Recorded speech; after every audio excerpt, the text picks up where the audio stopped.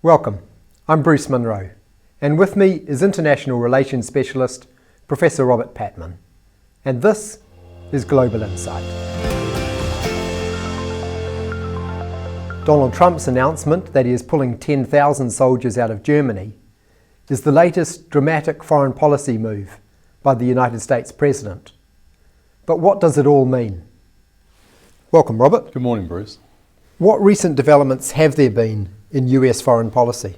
I think there's been two significant ones, one which you just alluded to. The first one was a speech that President Trump gave over the weekend at West Point, which is a sort of traditional fixture for American presidents to address the cadets, the graduating cadets from West Point, America's top military institution.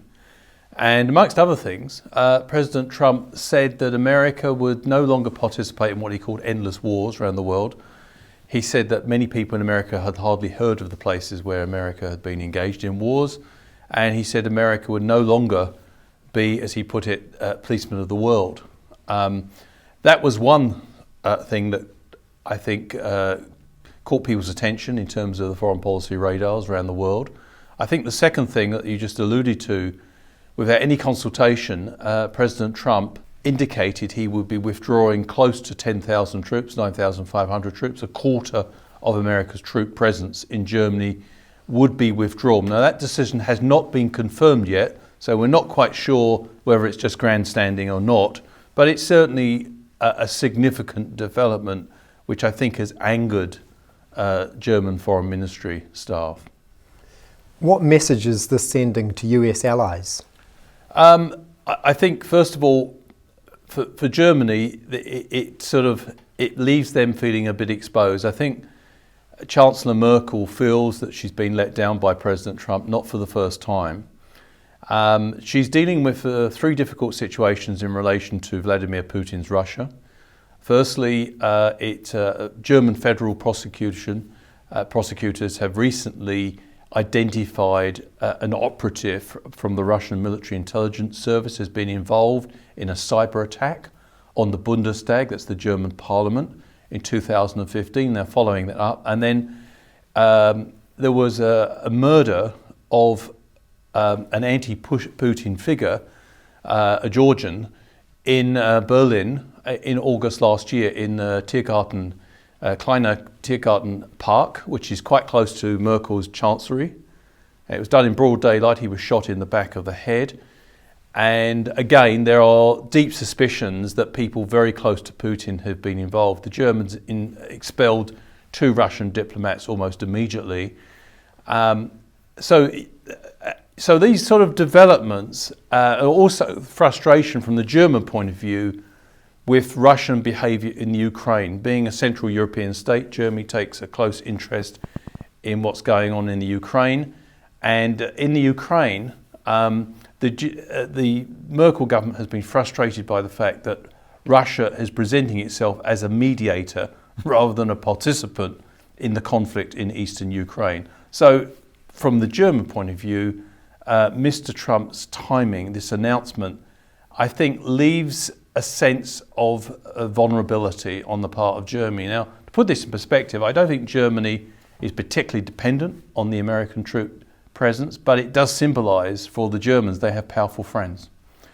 What about allies in our part of the world, Australia, ourselves?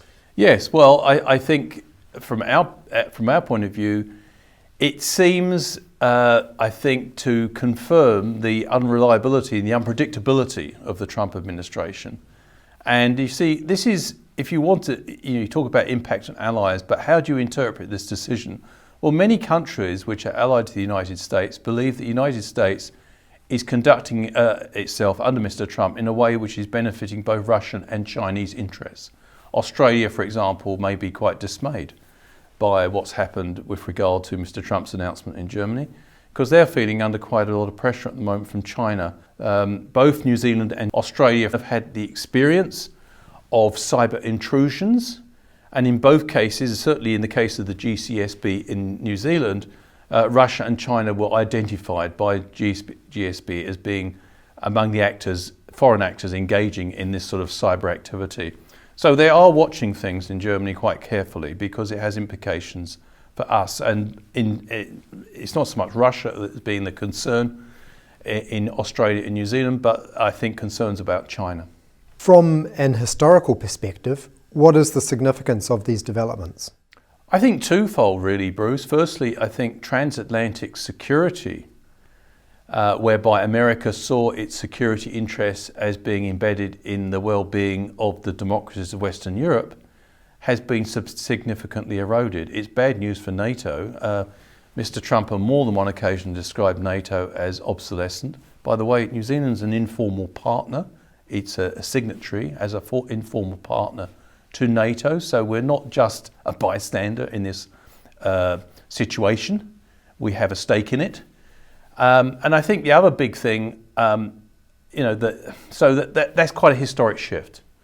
We seem to have an administration now that's moving away from commitments that all previous presidents have had with regard to transatlantic security, and also the implications that has for countries like New Zealand and Australia, which are also partnered with NATO. The second big implication is that the Trump administration seems to be de-emphasising its support for an international rules-based system. Under Mr. Trump's vision of the world, he wants to see the international arena as a self-help arena where the most powerful can help themselves the most and the not so powerful have to suffer the consequences. Again, that's a vision that I think is not particularly acceptable to the likes of Australia and New Zealand. It certainly appeals, however, to other great powers like China and Russia. So I think what we're seeing here is an erosion of a principle that is vital to the national interests of New Zealand, which is the international rules-based system, and we're seeing the most powerful country in the world effectively undermine that principle. So that actually will create some foreign policy challenges for us in New Zealand. Thank you, Robert. Thank you. And thank you for watching. Catch us next time on Global Insight. Ka kite anō.